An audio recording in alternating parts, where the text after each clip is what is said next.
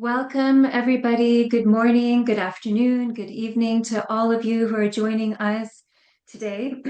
We are very excited to be hosting today's Global Leadership Program Information Session. My name is Sophia Jadavji, and I am the Senior Manager for Learning with the Aga Khan Foundation Canada, and I oversee the Global Leadership Program. And I am very excited to be joined by Shaquille Barmal, who is a key facilitator and coach for the program. He has been part of the Global Leadership Program journey since its very inception. And we've had the privilege of working together very closely on this program over the last few years. I'm also excited to share that we have Clifford Mushquash here today with us. He was a participant in cohort 1. He is an active member of the alumni community and part of the Alumni Council.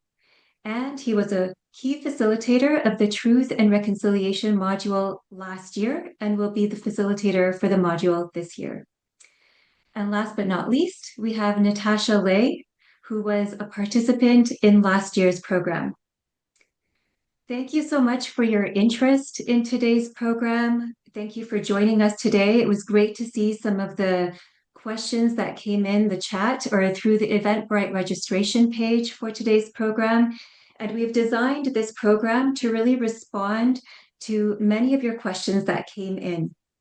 You are also welcome to share questions throughout the webinar today, and we will respond to them verbally, or my colleagues Mia and Bronwyn are monitoring the chat and may answer in writing as well. And I think we can stop the slideshow, Mia. Thank you. Great. So I'm going to start with the why. Why is the Aga Khan Foundation Canada hosting a global leadership program? AKFC has programs across Asia and Africa that contributes to improving the quality of life of millions of people. It also has a mandate to engage the Canadian public on global critical issues. And the Global Leadership Program is one way in which we do this. With a world that is constantly experiencing forces, including climate, technological, social, geopolitical, these forces are significantly impacting the quality of life of people around the world, including here in Canada. And this program is a recognition that Canada is made up of leaders, innovators, creators, where it's a critical time for us to reflect on our roles as global leaders in this space. Global leadership is about recognizing the interconnectivity around the world and looking at challenges, whether they're global or local, in a more holistic way, breaking down silos and building bridges.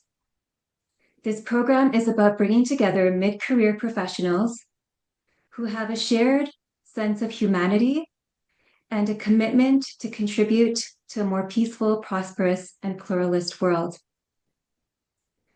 And it's about leaving with a sense of agency, purpose, and hope. Now, Shaquille, as you've been with the program since its very inception, what else would you add in terms of why this program is important right now?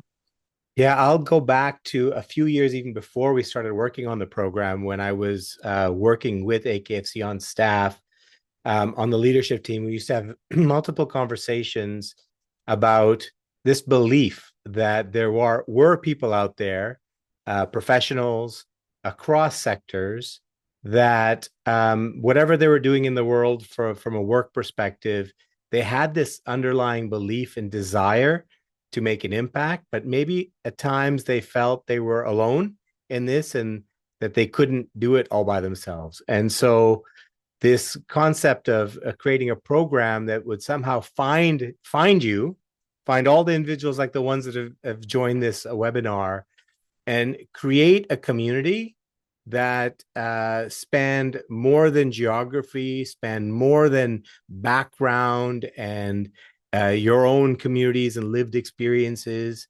to bring together this cross-section of people with the idea that if we did, And we exposed these individuals to like perhaps some new thinking, some other perspectives, some hopeful thoughts, as well as some realities about what's coming and what's happening today, that it would be enough to light a fire, light a spark that would allow these people to come together and actually create things that nobody could have ever guessed or anticipated, but happened because of the right combination of people with the right set of values, the right motivations and desires, and the right skill sets and complementary skill sets.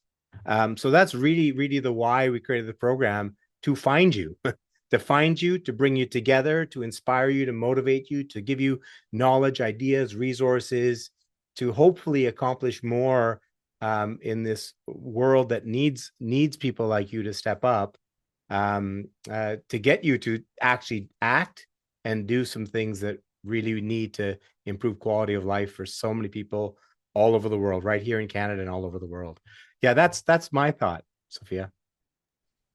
That's super helpful. And it's helpful to hear that insight and some of the thinking that went into it well beyond when the idea was first generated many, many Yeah. years ago. I'm just going to spend a minute sharing more about the program itself and the modules that we cover within the program, um, as we explore the global forces that are affecting the world around us. And these modules are pluralism, global and local development, global politics, economic transformation, truth and reconciliation, leadership, and gender and climate change are integrated throughout. And throughout this program, we use many formats, included guided learning, reflection, interactive activities, very stimulating simulations, case studies, to help participants to develop the mindset and skill set to critically and holistically think about global issues and how they intersect with your own work. We are very fortunate to be able to work with global leaders, thought leaders, practitioners to engage participants in the content throughout the week.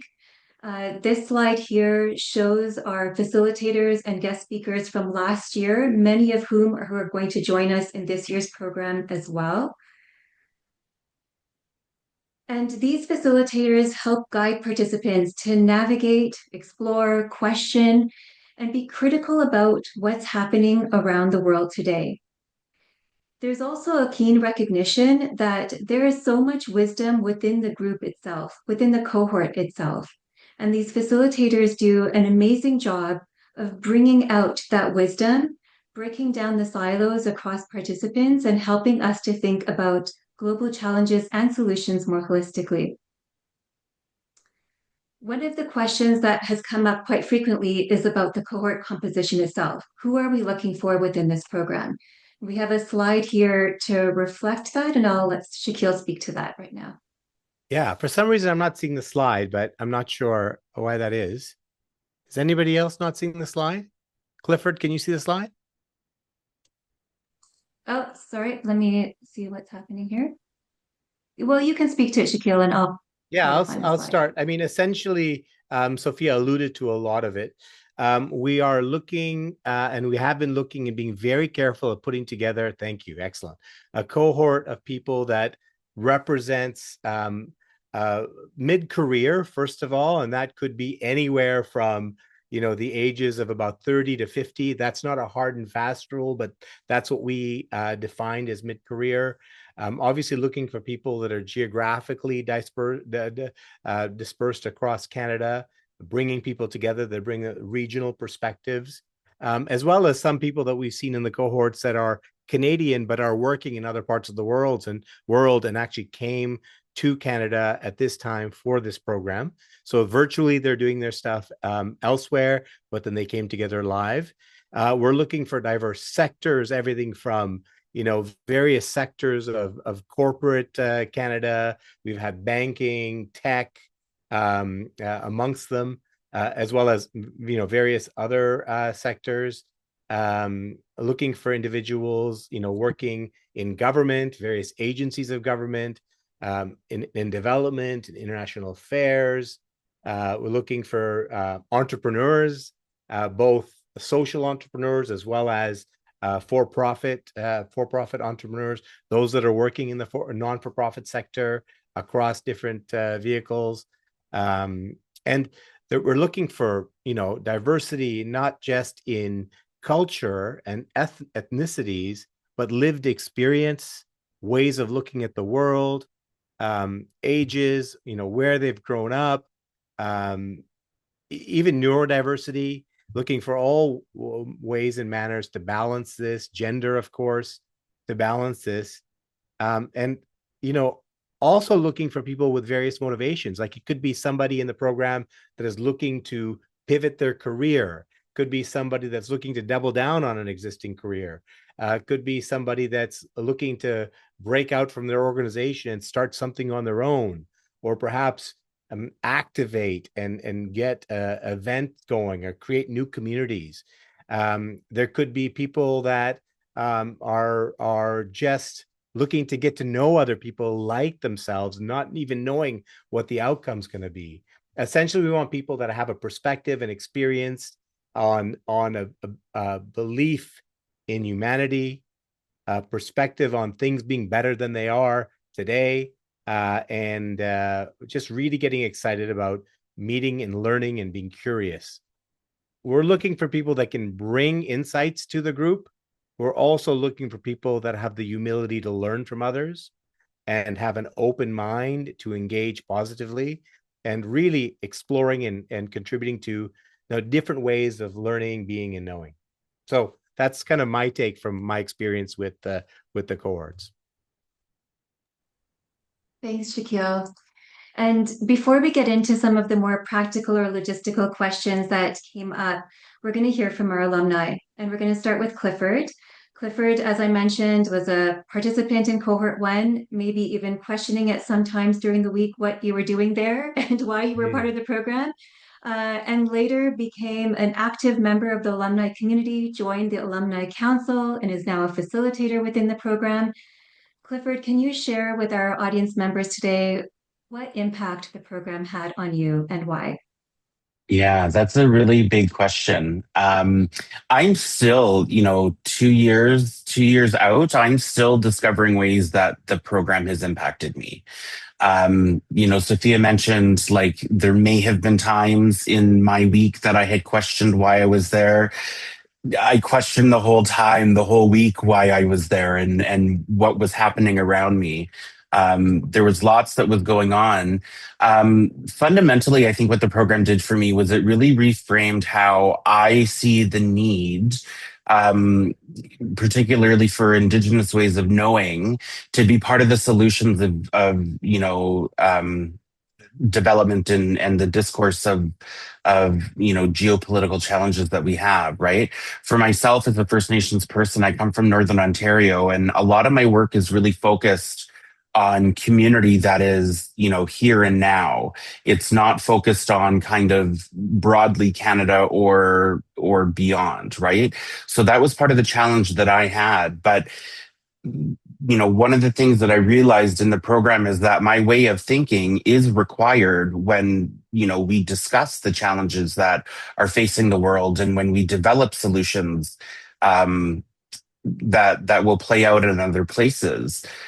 Because we have to recognize the role and the impact of, things like imperialism and colonialism around the world so that we're not perpetuating neo-colonial thinking and solutions in the things that we're developing. The breadth of the backgrounds of the other participants in my cohort also helped, broaden my perspective and understanding of challenges, and just presented a different way of thinking about some things, thinking about different topics that I wouldn't have ever encountered in my day-to-day work. I work in mental health and addiction therapy as a clinician, and I also do a lot of community development, but people who were trying to come in from outside to do work in First Nations communities, right? So, I was able to offer, my insight on kind of being, in a domestic sense, a recipient of those connections as well.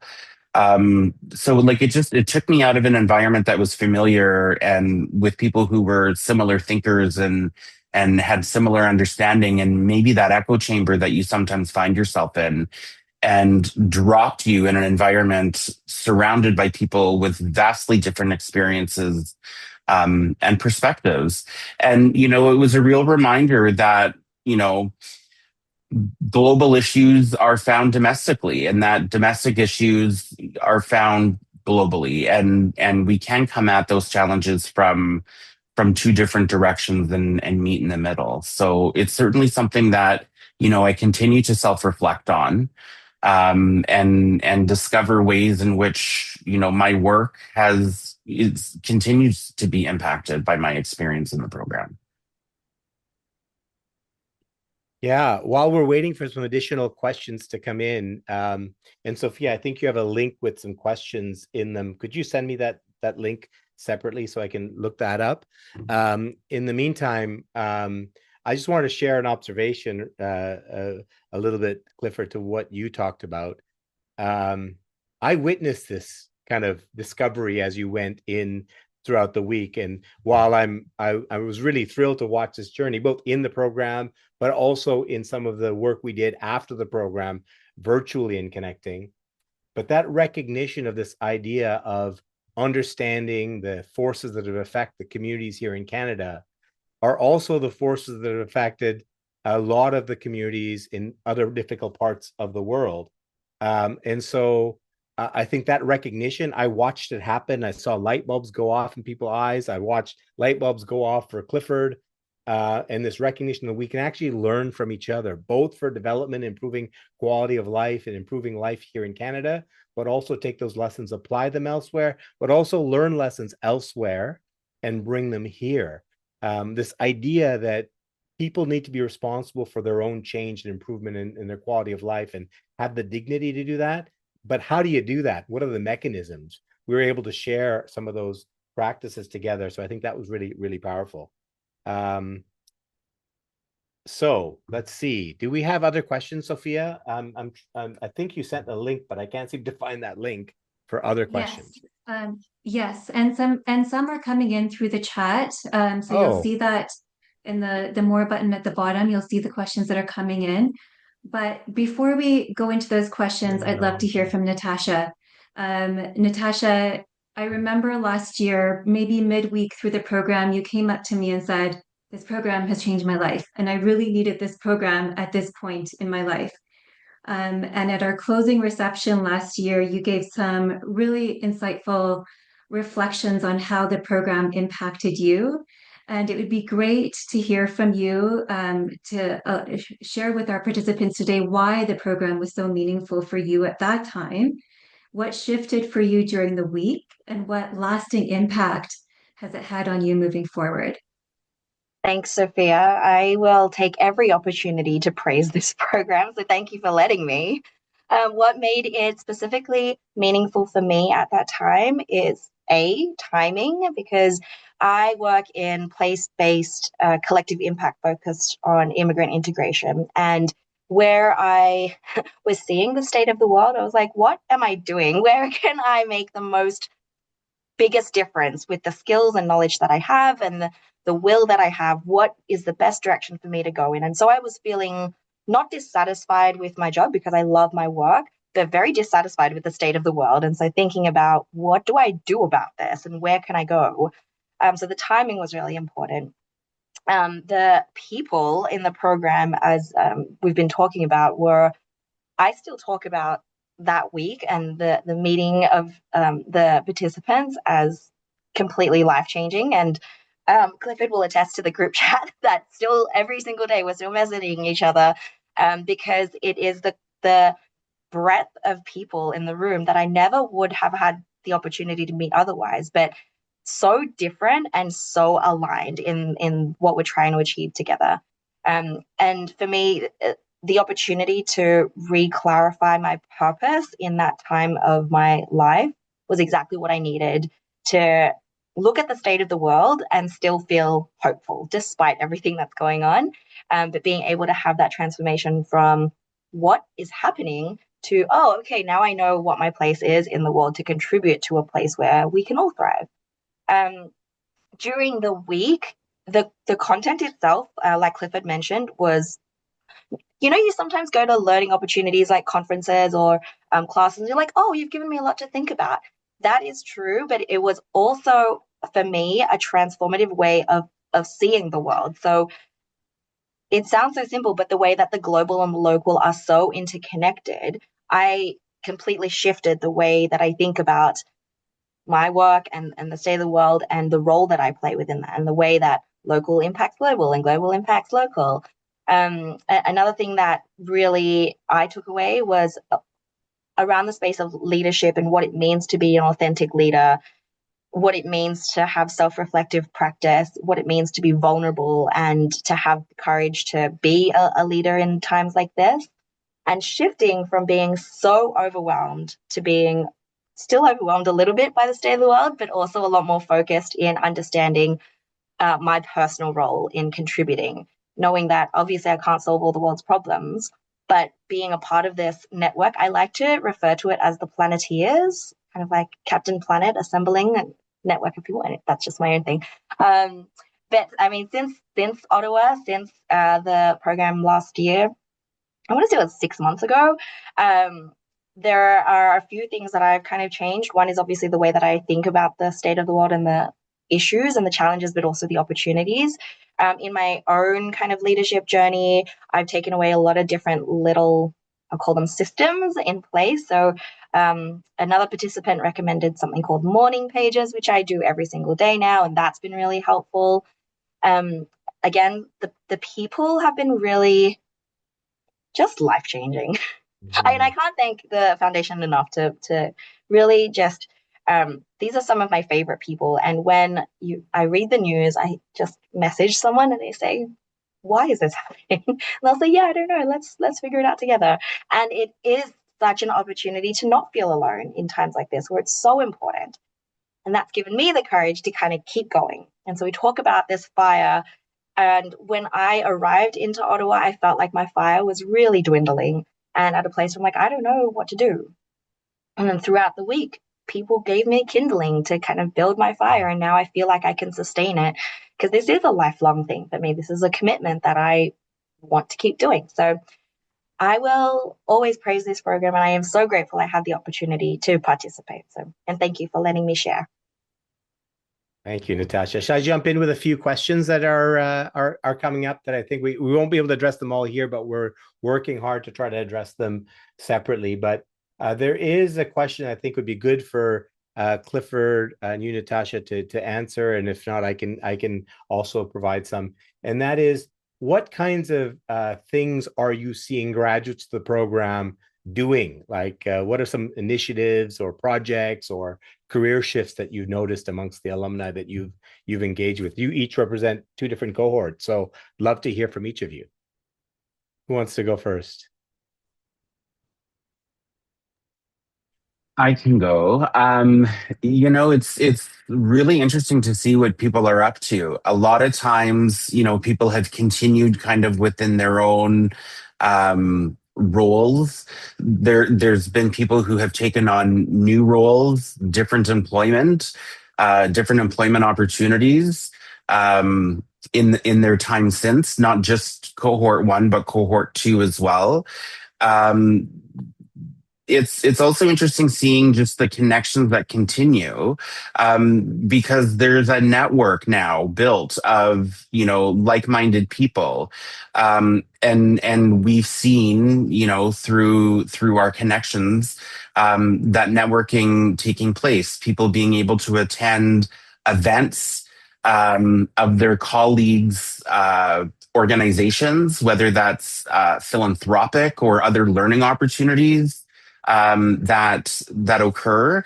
There's a participant from cohort 1 who hosted like a national conference in Ottawa, and there were people from cohorts 1 and 2 who through the network of alumni participants were able to organize themselves and arrange to be able to attend that event about newcomers to Canada.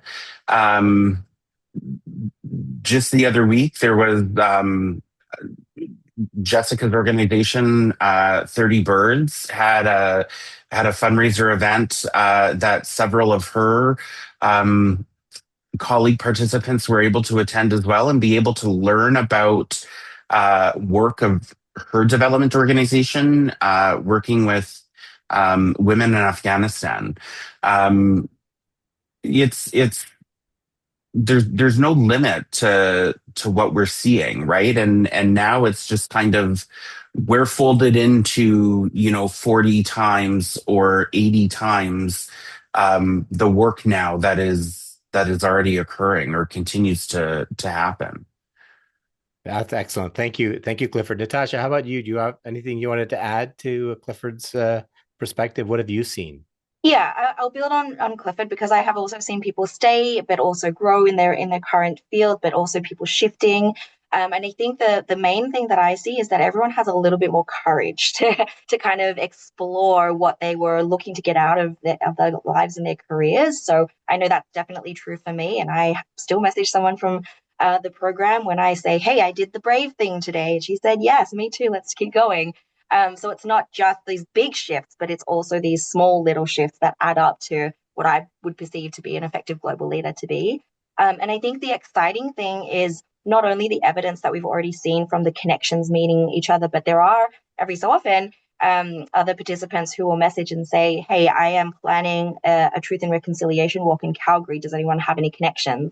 And 10 other people will jump in and say, "I will introduce you to this university professor or this foundation or this nonprofit," and being able to have access to a trusted network where you can say, "Hey, I just don't know where to start. Can someone help me?" And be have so many people respond with those connections is incredible. And I think the other thing that really excites me is the possibility of knowing, hey, there are these people all across Canada. Maybe I don't have an immediate ask or an immediate contribution, but I know that having them there gives me that courage, and knowing that possibility is there is more meaningful than a lot of other learning opportunities that I've had.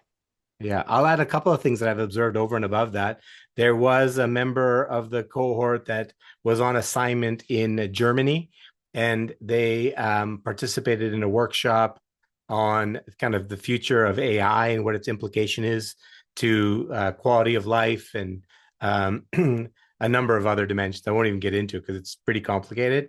But based on that and the discussion, they influenced an international event they held in Germany to include a portion on AI and invited one of the speakers that was identified to them through networks that came from the experience. Another example, I'll just use Clifford as an example.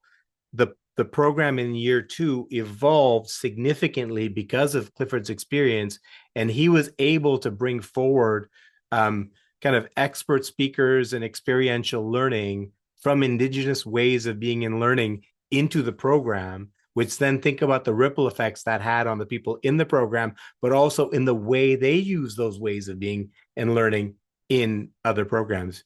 As a professor, instructor at a business school, for example, I now start every session that I deliver with leaders in corporate Canada with this conversation about the ways of being in learning. And the Ottawa story is where the three rivers meet. And I bring this idea together of we all come from different places, different stories, different experiences. And let's replicate this lesson we can take from Indigenous culture about bringing our experiences and learning from each other's stories. That's just another example.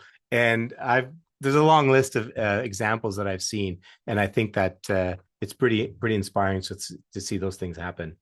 Do we have time for more questions, Sophia? We do. We have another half an hour. Yes. Okay, great. So look, I can't. I'm sorry if I'm not picking your question, but I'm going to try one more here. There's a message around our newcomers welcome in this program.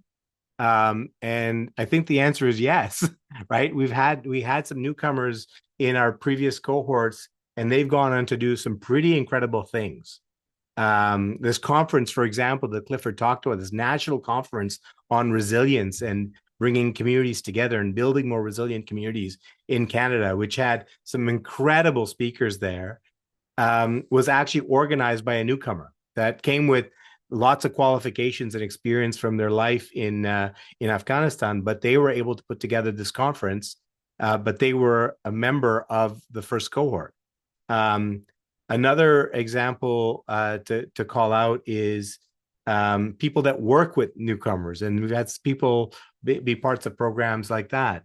So that's really important. But I think I'm going to touch on another question, which is related to kind of the cohort profile. And I think it's important to touch on is why are we going with mid-career, and why are we, how are you successful bringing forward your lived experience into the application process? So I'll address them, and then Sophia, I'd love for you to add on to it because you lead the selection process a little bit. So two parts of this. First of all, mid-career, the hypothesis is that if we take people that are already kind of advanced in their career, they already have networks of influence, and they're already with other people in other organizations across sectors where they have potential to take what they've learned and cascade it and share it and make impact with others. And therefore, we get a ripple effect from this experience. So that's one of the reasons why we're looking for mid-career professionals, those with those networks and circles of influence themselves. The other thing I would say is that you don't have to be like a senior leader. You could be an early stage leader. You don't even have to be a leader, but you have to be having that ability to work with others. And then the other thing to demonstrate in your lived experience, to show in your application, is this idea that you do have some evidence of doing things for the world.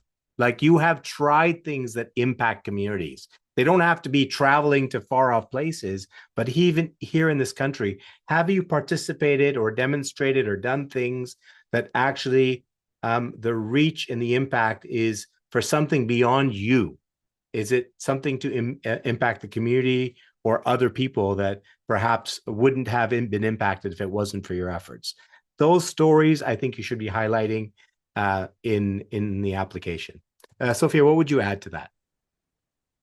Yeah, and I'm going to kind of also respond to some of the questions that have come up about how people applied last year, didn't get in, should they reapply? Absolutely, yes. I do want to say that there's a high demand for this program, which is really exciting. Last year, we had over 700 eligible applicants, but we only have 40 spots. So please don't get discouraged if you do not get into the program. It may just be because we just didn't simply have the space. So please don't be discouraged. Please apply again. And I also want to flag that we're very intentional about bringing together a diverse cohort because that's the beauty of the program. So we're looking at a diversity across your professions, your lived experiences, your educational backgrounds, where you are in Canada, and gender diversity as well. So that intentionality actually comes through in the program as you meet cohort members and make these connections throughout the network. There's somebody saying that they work in the global space and they want to connect with other sectors to expand their own thinking. Yes, this program is for you. I actually wonder, maybe Natasha, I can ask you this question. If there's anyone who is not sure if they should apply for the program, what advice would you give to them when they're thinking through whether they should submit that application? I would say that if you are looking for an opportunity and you're willing to learn and you can invest the time to participate in all of the sessions and be fully present at the in-person Ottawa learning experience, if you are committed and see yourself trying to do good things in the world for the rest of your life, if you are concerned about the state of the world and want to be part of a team of people across Canada to change the trajectory for a better world, absolutely apply. I think for me, and I feel like everyone I spoke to in the program had that feeling of, why am I here amongst all of these incredible people? How did I get here? If you feel like an imposter, you're probably not. So absolutely apply because as Sophia and Shaquille and Clifford have mentioned, the diversity of the mix is the mix of people is the strength and the beauty of the program, because there are so many other learning opportunities where you are in an echo chamber and you meet people who have a very similar way of thinking, or a similar career, or whatever other very, very similar things, which is awesome and amazing. But I think what I understand now is, in order to shift the world to a better place, we need to bridge across so many other differences. And this program, the way that it is so intentionally curated, not just for the content, but the people, there is nothing else like this. There is nothing else that brings together people who are so different, yet so aligned in values, to learn together and have a way to move forward with that together. So if you are thinking of applying, I absolutely encourage it. It can be life-changing if you are willing to let it be. Can I address one comment that I made earlier that I want to make sure isn't misunderstood, Sophia? Because we talked about newcomers, and yes, newcomers are welcome, but it is really important, based on the funding of the program, that newcomers do have at least a PR status, permanent residency status. That's an important note. Newcomers welcome, but they must have permanent residency status at the time of applying. Is important. Let's see, any other questions here that are resonating? Well, let's talk about the journey a little bit. That's a question that's coming up, and I think you have it on the agenda to talk a little bit about that, Sophia. Do you want to describe a bit of the journey, and I can add to it, and so can Clifford and Natasha? Yes. So we're going to start with, once we build the cohort, we split up the cohort into peer learning groups. So this is your group of people who are kind of going to be with you along the journey within the program.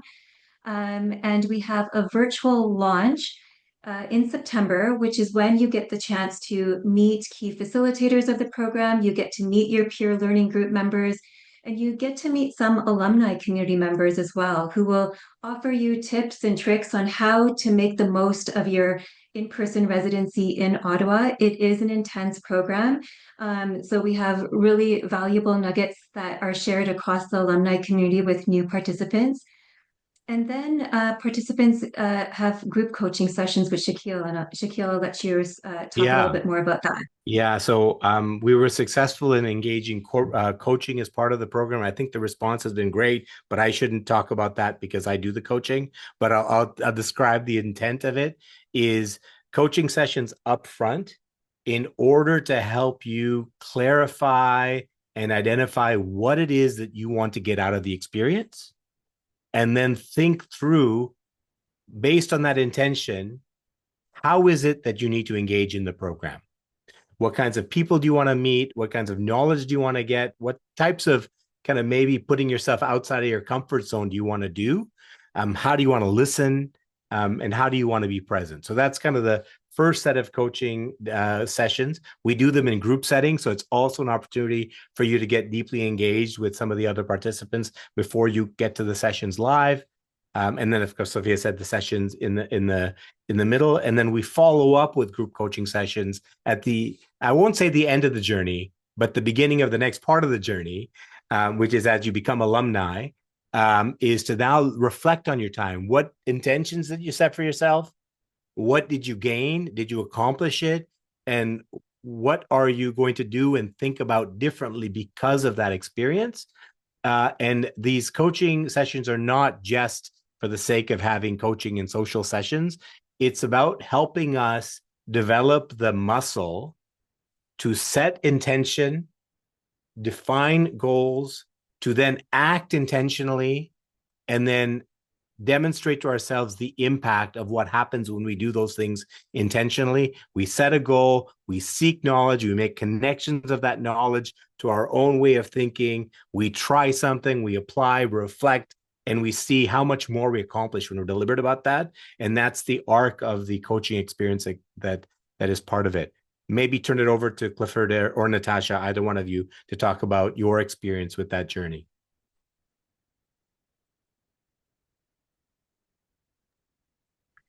Yeah, I think the peer learning groups that you're put into are really fundamental to the experience. It helps kind of bridge that introduction or that entry into the program, because instead of trying to orient yourself to 40 participants plus additional faculty, you have a core group who were kind of your base going in already. So I found that was really helpful.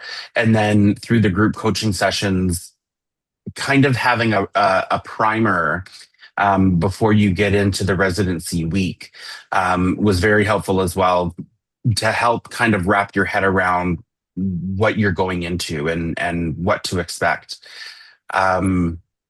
I think for my cohort, it would have been a very different experience than Natasha's cohort, being that my cohort was a pilot program. Natasha probably has a very different experience than mine would have had. I think mine was great, I think. For me to have the opportunity to have that facilitated self-reflective practice was very, very helpful. And, as Shaquille, you mentioned, it is just about setting aside time to think about the intention and then putting in a plan to achieve that intention. Because, we all go to like these conferences and other professional development workshops. We're like, oh, that was cool. And then you forget about it. So having the opportunity for someone to ask you the right questions, like really tough questions, like why are you here? Like, what are you trying to get out of it? And how do you know that you're actually getting that at the end of the program? Was really important. And I think the other thing is that being in a smaller group, I think our peer group has 6 people, and we still talk as well. In the lead up to meeting in person, it's so important because making friends as an adult is really hard. And so being able to be in a safe enough space where I could be vulnerable and say, you know what, I've never heard of pluralism. Awkward. But being able to talk to people in that space and say, this is what I'm trying to get out of the program, and hear what others are also trying to achieve and where they're in their careers and their lives. It's creating that container to be vulnerable and to gain that courage. So going through that journey together in the lead up to the program, and then as part of the program, and still beyond the program as well. So really establishing those connections was really critical. Awesome. Sophia, should we talk a little bit about the kind of application review process and the role of interviews and that kind of thing? There's some questions about that. Do you want to jump in? Yeah, go ahead. Yeah, maybe I'll just continuing along with the journey that we were talking about peer learning groups, group coaching. I do want to also reflect on how we do share pre-reading materials and resources across each of the modules that all the facilitators put together for the participants. There is a question about how much time should you dedicate to reviewing those in advance. Natasha, what would you say? What would be your advice? That's a good question. I think in the lead up to the group online coaching sessions, the readings, as much or as little as needed, really, because there's such a wealth of resources that were provided.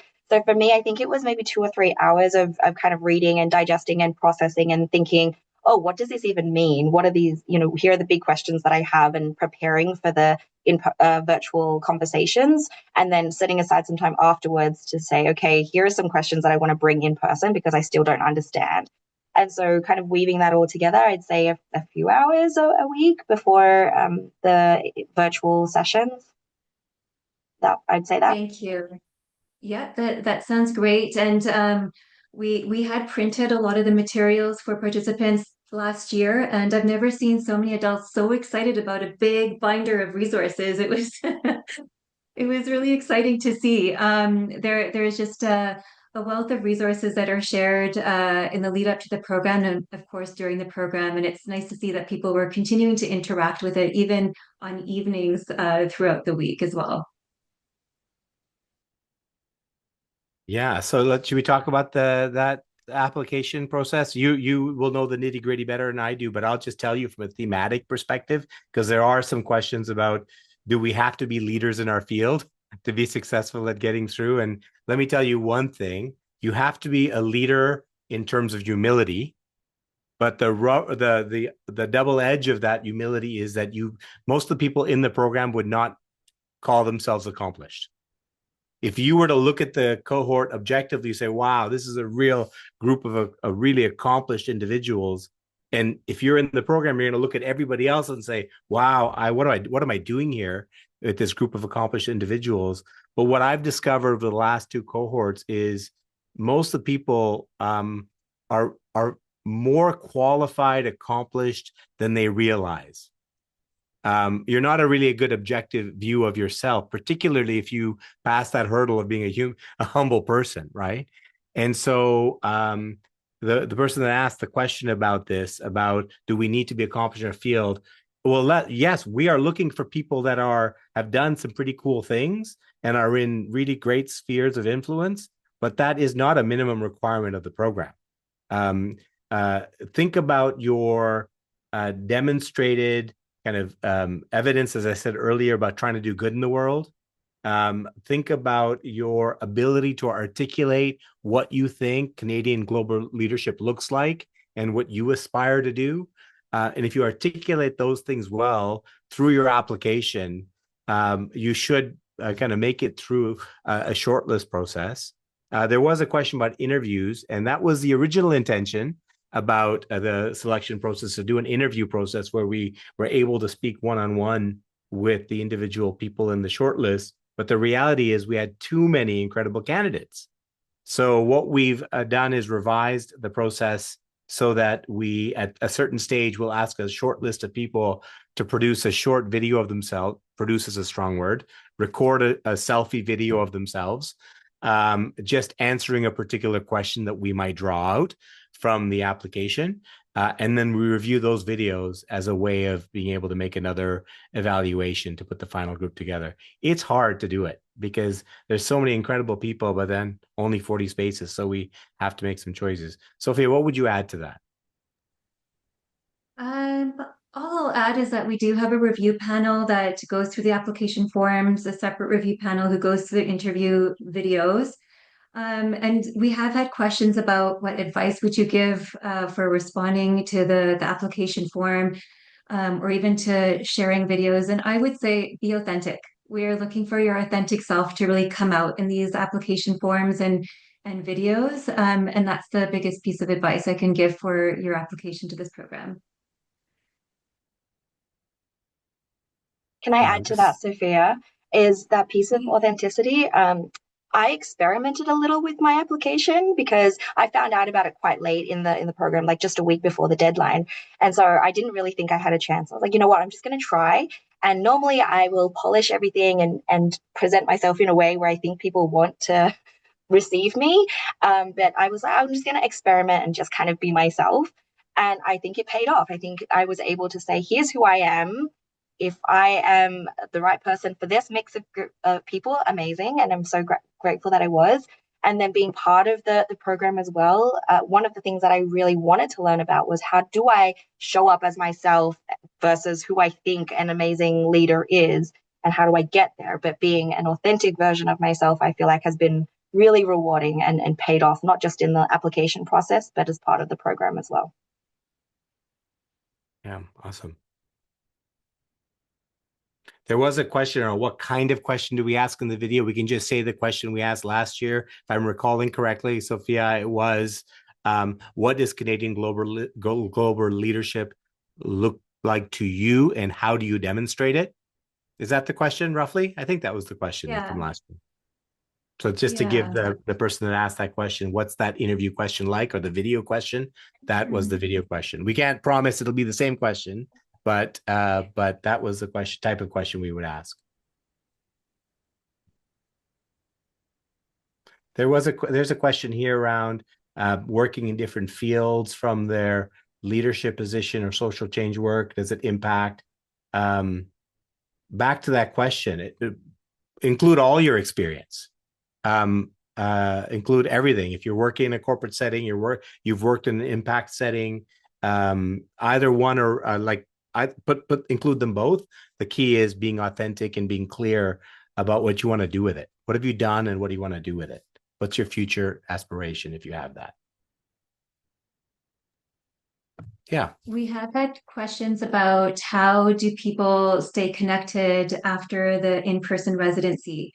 And we've heard from both Clifford and Natasha about informal ways of staying in touch with people through WhatsApp, through messaging, to meeting up wherever you can across the country. I also wanted to flag that we do have a global leadership program, Alumni Council, which is a key way for AKFC to stay connected with the alumni community. And as I mentioned, Clifford is a member of that alumni council focused on alumni engagement. And maybe Clifford, you could share a little bit more about more structured and formal ways of connecting alumni. Yeah.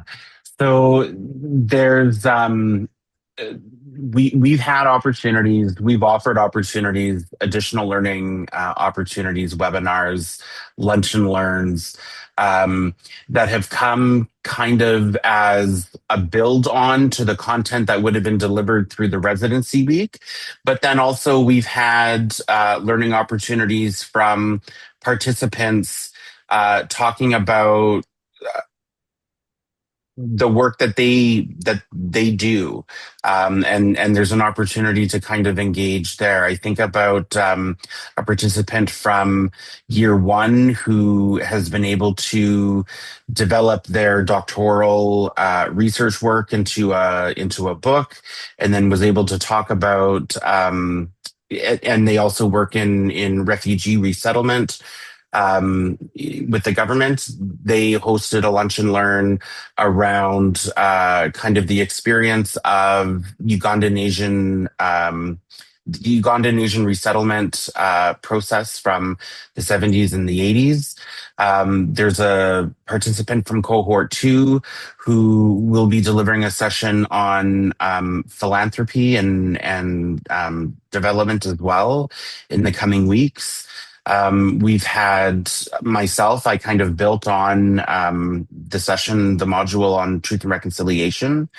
Um, it's deep dives into some familiar topics, sometimes some new topics. There's opportunities for alumni to share and to teach from their own backgrounds. And I think that, I think the challenge is that we've got, many wonderful members in our alumni, and we're trying to find a balance kind of in the number of those opportunities that are offered, and a calendar that's only so big. So it's an interesting process to go through as well. The alumni council is also new, so we're still working out our best ways of doing as well. The alumni council, Sophia, I want to say that we've been meeting less than 12 months. Yeah, I'd say that. Yeah. Yeah. So we're still, very much in our developmental phase as well, in kind of the rhythm or the cadence in which those opportunities are offered. But we're trying to strike a balance between virtual opportunities and then where feasible in-person opportunities as well for people who are in or close to at least larger centers where there would be a number of additional alumni present. And year over year, that's going to grow and change as well, right? So, yeah, that's what I would say. Yeah, thank you, Clifford. And I'll also add that alumni engagement and maintaining the network that's being created through this program is a critical element of the program in itself.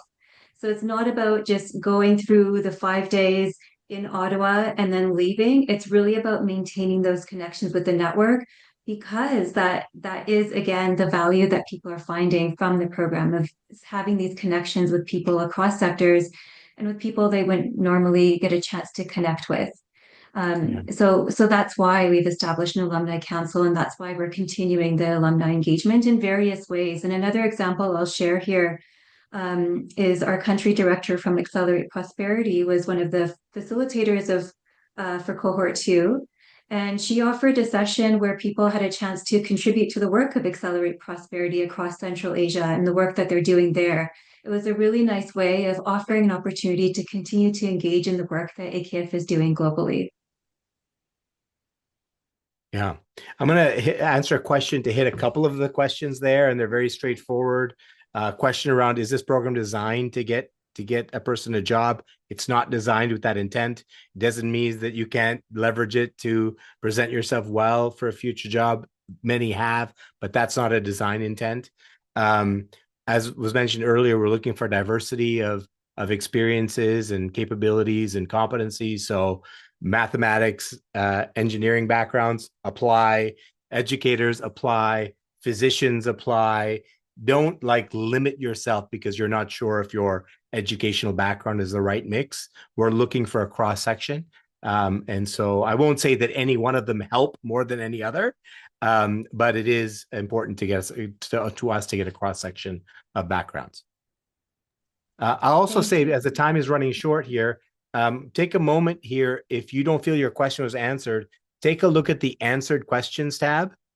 If everybody can see that, because maybe a question that you asked has been asked and answered in that tab. So take a quick scan to make sure that that your question isn't reflected there. Thank you. Yes, thank you, Shaquille. And I'm just going to add one more piece of information about who should apply, because there was a question about whether students can apply, whether those people who have limited work experience can apply. And really, we are looking for people with a few years of work experience.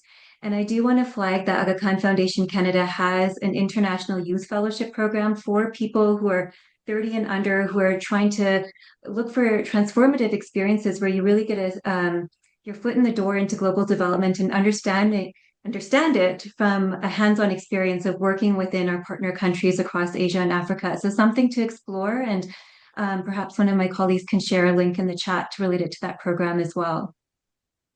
I think we should have a expectation setting comment here. I'll just make it because there's sometimes people do apply to this program thinking that it'll give them a path to a position within AKF and the AKDN. I don't want anybody to have those expectations. If something comes up because you've exposed yourself in a way to somebody and you've applied to a job that's open, of course, that's good. But I want to be careful that we don't have people applying just for the sole purpose of getting a position within the AKDN. I just wanted to make that clear, if that's okay to say. Yes, of course. And we are actually now down to the last probably 30 seconds now. So I am going to wrap up. There were so many engaging questions in the chat.